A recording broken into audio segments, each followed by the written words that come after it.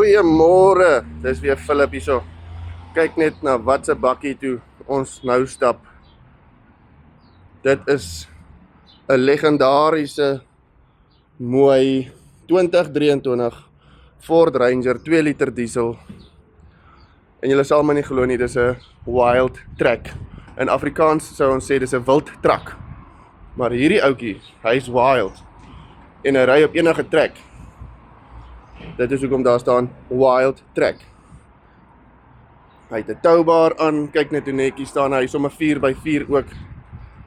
So hy kan regtig op enige wild track gaan ry met sy plastic lining, hy het 'n rubber mat, hy het 'n armadillo, shutter doors. Kom ek wys nou vir julle 'n bietjie hoe lyk hy binne. Mense, ek is tot in my tone toe nuuskierig oor hoe hierdie bakkie ry.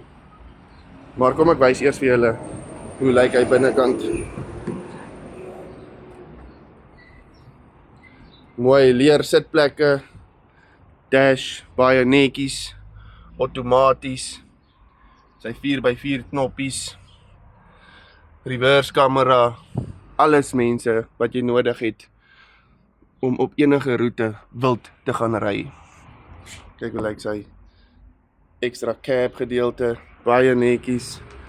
Kom ek vertel julle eers 'n bietjie meer van die bakkie voordat julle weghardloop.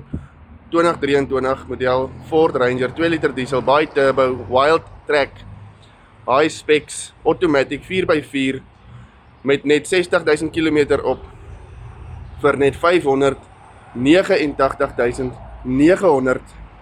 Vandag beskikbaar by Kimberley Bakkie Center. Mense, as jy nog nooit 'n droom gehad het nie, dan moet jy vandag droom hoe hierdie bakkie ry, want dit wil jy nie mis nie.